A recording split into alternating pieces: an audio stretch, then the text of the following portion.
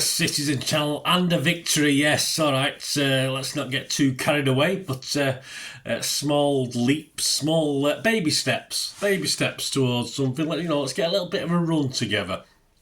I think most people agree we're not going to go on a 20-25 game run at the moment as we stand, but a nice 4 or 5, 6 game run will do just to start off with, and then we might lose an odd one, but let's get some momentum. That's what it's all about. Look at Forest up in second spot at the moment. They've got the momentum, haven't they? Anyway, this is my story of the game, of course. Leicester 0, City 2 on the 29th of December. 2:30pm kick-off at the King Power, match day 19. So we're halfway through the season. We'll see where we sit in the table before we go. And yeah, please check out my player rating show as well with Simon Bajkowski, the Manchester Evening News, and my scores as well. Just a little thought on overall, and improved. A couple of players could do better. Satisfactory, let's say. Well, this is the story of the game. Pep's 11. One change to the Everton game, and yes, I got 11 out of 11, so I'm quite happy with that. Pep and I on the same wavelength, and it worked for once. Sometimes when me and I get 11 out of 11, we get beat, but no, I've been a bit unkind on myself there, I think. It has happened a few times, so I've not always got beat. City, Ortega, Lewis, Akanji, Aki, Gvardiol, Kovacic, De Bruyne, Bernardo, Savinho, Foden and Haaland. Subs: Carson, Walker, Grealish, Doku, Gundo, Simpson, Pusey, Mubama, O'Reilly, McAtee. I'm still struggling a little bit with my throat and a cold and a cough, guys, so please bear with me. I'll carry on regardless. I'm getting old. Leicester City, 2 changes to the defeat at Liverpool. Skolarik, the goalkeeper, Justin, Cody, Vestergaard, Christensen, Winks, Sumer, El Kanous, Mavididi, Buonatti, Vardy. He's an easy one. He's an easy one to know, isn't he? Story of the game, 2 minutes yet. Savi dodges and weaves down that left door in that inside left channel into the box. Then, as if by surprise, he thinks he's got further room and runs it out for a goal kick. I mean, who moved that dead ball line when you didn't want it to move? That's for sure. It was very strange. He was up the other end to where we were stood, but it's as though he had more room to play with. He just didn't even falter. He's just like a bull in a china shop. 5 minutes after some deliberate passing play, Kovacic both lost the ball and then got it back. Good. De Bruyne had a pot from distance, but that one was well over the bar. 7 minutes in space for De Bruyne down the right. He cuts it back for Haaland, who bashes it goalwards. Not perhaps as much power as I would have hoped. He sort of measured his shot. Stollerix, the goalkeeper, blocks it. But this all it did for me was convince me once again and prove for me he can miss from 12 yards or less. That's what he's good at. No, I'm only being a bit mean, but I think the keeper did okay. But I think Erling was probably a little bit angry with himself. I think he could have done a little bit better with that. Well, I certainly thought he could anyway. 10 minutes in, Buonanotte sprays a pass down the inside left for that step-toe lookalike, Mr. Vardy. He attempts to round Ortega on the outside. He's brought down, but of course it's not a penalty. It would have been a penalty, but of course he was offside, so it doesn't matter. It goes back to the offside. So if his step-toe's going to play these offside percentages, it could cause us problems, and there were 1 or 2 during the game. 20 minutes, Gvardiol heads back towards Ortega. Ortega himself had not exactly moved to create a better angle. I think, I'm not disrespecting Ortega compared to Ederson, but I think Ederson was a bit more actiony in when he knew he was going to head it back, and probably moved to the side and it would have been an own goal, but I just felt the feeling Ortega was a bit more static perhaps than Ederson would have been, but that doesn't take anything away from the fact Gvardiol played a poor header, of course, and then Ortega Vardy nicked in and Ortega had to do a nice little block from a tight angle. And then he turned the ball out for a corner. But I'm not gonna say Gvardiol wasn't mostly at fault. I think 95% Gvardiol. I just think Ortega might have given him a better option to head to. I thought Ortega was left a little bit flat-footed. But then 21 minutes, just a minute later after that, another scare. It's 1-0 for City. Yeah, Foden creates his own space, and I don't know how far out it was, about 30 yards. I can't remember now, it's hard to tell. And he sent a low drive towards the bottom left corner, but Stolrick's had lots of time to see this. He could have wrote notes on the angle of the ball coming to him, and he should have really held it for me, which is not a skill many keepers seem to have these days. It was, it's a great benefit in my day for keepers to hold on to the ball when they could, and now it's all about putting the ball out.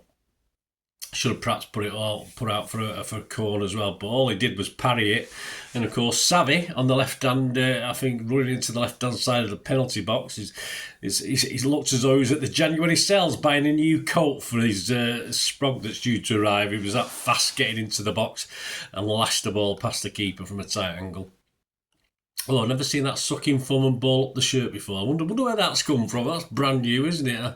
Well, okay, a couple of days ago, probably on Match of the Day when someone else was doing it. But yeah, I know I shouldn't be annoyed by it, and it's lovely. Of course it is. It's lovely, but it does get a bit monotonous for me. What about you guys? Is it just me? Is it old grumpy Bernard? Anyway, well, there you go. 1-0 for us. 30 minutes. Foden dinked a ball down the inside right channel. De Bruyne goes in between Vestergaard and Sumer, I think it is, and then falls. I mean, not a great view from up our end. Claims a penalty. It must have been that they have a promo video, Leicester, before the game about what, obviously celebrating. As he's right, I think it's absolutely spot on. Clubs should do this. You don't win the Premier League very often, and they haven't. And it was a miracle year, wasn't it? But they had that wonderful emotional video playing back, and there's a little fox roaming around the stadium, or the outskirts of the stadium on it, and I thought it must have come back on the pitch and tripped up KDB for him to fall over, because I'm sure Vestergaard and Sumari didn't do anything, but I think it was that pesky fox probably tripped him up, but as I don't think the other two were anywhere near him. Anyway, 33 minutes, El Khanouchi finds himself in space on the right. A low cross, right through. I think they had a couple of these, didn't they, through the 6-yard box, begging for a touch off somebody, but neither Vardy or I think it's Buonatti, I think he was up as well, can extend a leg to get it in. So another big let-off for us. 35 minutes, Haaland turns into a 7-foot Messi. Yes, down the inside right channel. He barges his way past at least 3 opponents, probably 4 or 5, and enters the box and then flashes unlike a 5'6" Messi. The shot inches wide of the right-hand post. Again, it did look harder to miss. Harder to hit the target than it was to miss. I think there's a lot about Haaland, yes. There's a lot more energy about him. A lot more Mr. Robot, getting stuck in about him. But he did miss 2 or 3 chances, and that was another one, really, for me. 39 minutes, El Khanouchi advances down the left, chips into the centre, we clear our lines, we get a little bit of head tennis then, where I think Gvardiol tried to head it out, but it wasn't the most powerful of headers. Gvardiol showing his limitations in defence again. And it eventually fell Buonatti, who's only about 12 yards out and completely unchallenged. It looks as though the referee must have blown his whistle, because all the City players were stood around watching as it sort of steered his header off the left-hand post, and yet another let-off for us. 43 minutes of corner. El Khanouchi can't beat the first man with his delivery, but we expect Kevin De Bruyne just to casually control it and flick it up, do a back flick, etc., etc. He just slashes it wide and sends it out for another corner, when, to be honest with you, even his worst option was to put it out for a throw-in. But anyway, we don't worry about that. I think someone swapped KD for some sort of doppelganger with that one. But from the next corner, Aki, probably the smallest player in the 6-yard box, managed to head it away from under his own crossbar. 45 minutes plus 1. The original copyrighted Kevin De Bruyne robs a dozing Sumer on the edge of the Leicester box. Ends up with Bernardo, tees up Kovacic. And he lashes high and wide. That probably is the real Kovacic, that one. So, half-time 1-0, sorry Kovacic, half-time 1-0 for City, possibly kind on us. I think level scores at that stage probably would have been correct. Perhaps even Leicester might have deserved a little bit more, I'm not too sure. But it's not our fault, we can't take their chances from them, can we? So, it's not much we could do about it. Second 45 minutes, 50 minutes, Bajkowski finds space in the City box down the left. He should really shoot, but I think that bloody fox got in the way again, and he falls over this time with no one. I think Lewis is near him, but he certainly didn't do anything to him. Just looked at him like wondering where that fox had gone that tripped him up, I suppose. But yeah, similar to that KDB thing. 62 minutes, same box, of course, so that must be hanging around there. 62 minutes, Lewis brings down Christensen near the left-hand corner flag. He got himself totally on the wrong. I mean, as far as a defensive, I think he was trying to go to his left to get the ball, but obviously it was a silly mistake. All you do is jockey the play. You don't commit yourself. Ended up giving the free kick, and they very nearly scored from it. Yeah, free kick was hit long to Vardy, headed down at the far post towards Justin.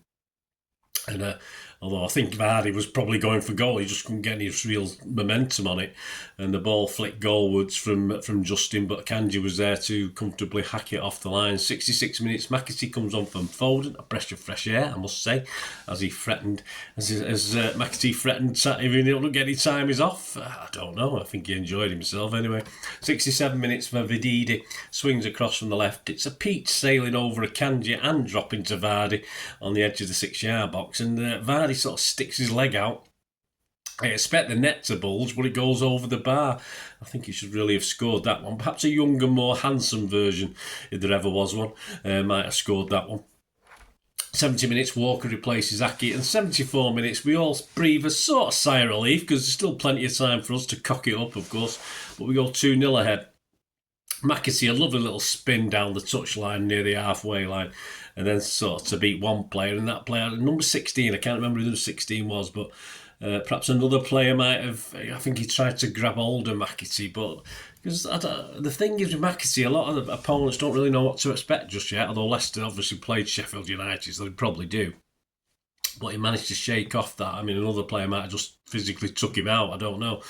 But anyway, he then had to do a little shimmy to create a little bit of space, and then passed it infield to De Bruyne. A lovely little move from McAtee, and he shuttled the ball onto Savi on the left. And a lovely cross. Haaland, there was a guy in the defender in the box, but Haaland was totally unmarked by the time it arrived to him. And if he missed this, I mean, you'd probably sack him, and he didn't. He steered it beautifully with his head into the opposite side of the net, past the keeper. And we were all happy. McAtee created the opportunity to taking two players out on the touchline, of course. So I think most of us are remembering that, although the rest of the move was pretty good as well. On 78 minutes, Ortega's booked for time wasting. Can someone just please teach our keepers just how to waste time without getting booked for the first time they ever do it? It's actually very painful to watch, because it's annoying when it's an opposition keeper at the Etihad and you get away with blue murder. But all he had to do is give Pickford a ring, or numerous other Premier League keepers, and teach him how to do it. Go and start talking to a defender while the ball's in your box, and just point things out, all this sort of thing, then come back with the ball and move it over to the other side. I mean, our keepers are so naive in wasting time, it's unbelievable. And yes, it is obvious that we get done for it and no one does, but that's because they're far cleverer than our flipping keepers. That's the problem. So if someone could just teach them how to do it, that'd be great. 81 minutes, El Canusis clips a fine pass toward Chowdhury. I think he come on as a sub, hadn't he? A shot come cross through the 6-yard box, but it's similar to that one early on when no one could get a foot on it. I think Vardy was nearest to it, but again, scuttles across the 6-yard box and out to safety. 85 minutes, McAtee looks for the top left corner with a curler. Too high, never going in, never looked as though it was going in for us anyway. Pep doesn't bollock him for that one. From about 25 yards out. 89 minutes, Malvididi crosses from the left. Vardy rises at the far post and pings a header off the top of the bar, but in fairness, Ortega looked unconcerned letting the bar do the work, I think, for that one, although I've done a similar thing myself. It looks good when you sort of pretend that you're letting the bar do it all. I mean, it could have bounced off the bar back into play and they could have scored, but hey, it looks good, so I'll give him all credit for that. Plus 5 minutes injury time. The first of the 5 additional minutes saw Chowdhury steam into the box, only to cut it back to nobody in particular. Perhaps he was looking for that bloody fox, but he had disappeared by then. Probably gone to raid the hen house or something like that. And there you go, guys. We hung on, of course. Didn't add to the score. Far from conclusive, but we needed that, didn't we? More days, more rest, and then bring on West Ham. So, let's get the momentum. And then it's another week before we play in the FA Cup. So, you know, it all works out. Get a rest in the players' legs, etc., etc. Who are playing injured or playing tired, etc., etc. Stats: Leicester 11 shots, 4 on target. We had 14-5 on target. 46% possession for us, so we're in the minus 54 for Leicester. They had 567 passes to our 495. Just shows you we don't have to dominate a game to actually win it. Just take your chances. 93% pass accuracy for Leicester. That's astounding. That's usually us on a very good day. Ours was okay at 90, but all credit to Leicester. I mean, old Horseface has got them sort of knocking that ball about, and they better finishing. They certainly could have got something out of this game. Fouls 11 from them, 6 from us. 2 yellows for them, 1 for us, of course, for Ortega. Offsides, 3 for them, 2 for us, and corners 4 each. My man of the match was Savi. And we now sit 5th. So 6th, I think we're 4 behind Chelsea in 4th spot, and they got a game in hand as well. So there's a lot of work to be done to get into the top 4. 31 points we are on at the moment, sitting 5th. Some headlines: the Daily Express back page. Andy Dunn, Haaland shows he's still the daddy.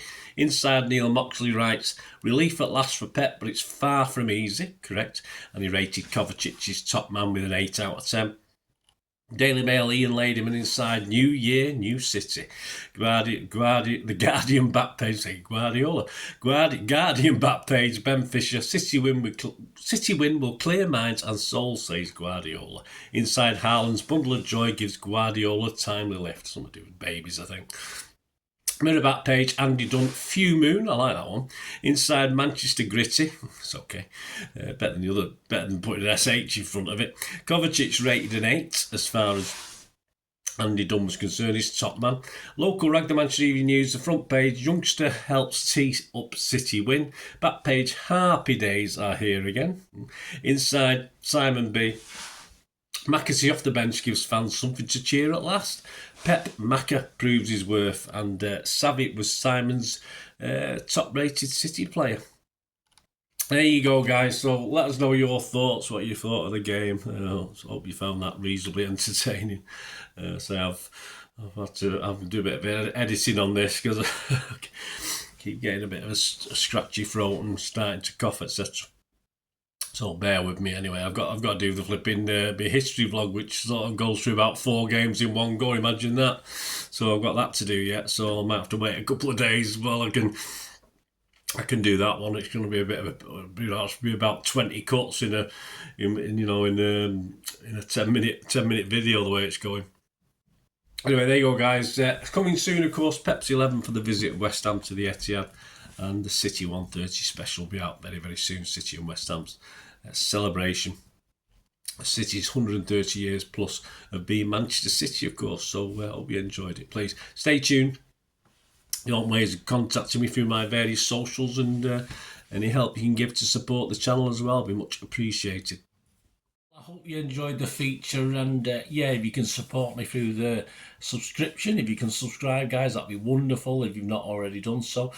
We do actually have memberships at the moment, just 99p a month, so you get access to all my City stuff, including all the history vlogs, dozens and dozens not been published yet that you get immediate access to, and every time I do a edit and do a vlog, you get immediate access to it as well. So you can have a copy of scripts as well if you want any hard copy of the sort of things I do on matches and teams and managers and players, etc, etc. So if you can join the membership, that'd be wonderful. We do have sponsors at the moment. Piat 6505 are our current sponsor. They have a little eBay shop, so if you check in the comments section, there's a link there to the shop. They sell movie posters from the 90s and 2000s. They sell DVDs, some classic Hollywood movies, some classic foreign language ones. And if you do see anything you fancy on there, if you do place an order, just mention me, just say Bernard sent you, and you automatically get 10% reduction in the cost of your order. So fill your boots, guys, and my thanks to Piat 6505. And if you want to support the channel just by watching the ads, that helps. Watch the ads, let them play through while you just have to check your phone or something, let it play out. And of course, if you follow any of the links, that always works as well. If you follow a link to one of the ads and you fancy something, I've done it myself. I've followed forward a link and actually purchase something from another organisation. But you know, it can happen. It can happen. Not all ads are stuff you're not interested in.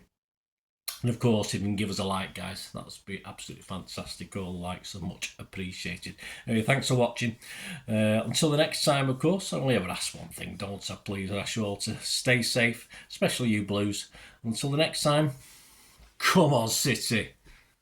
Bye for now.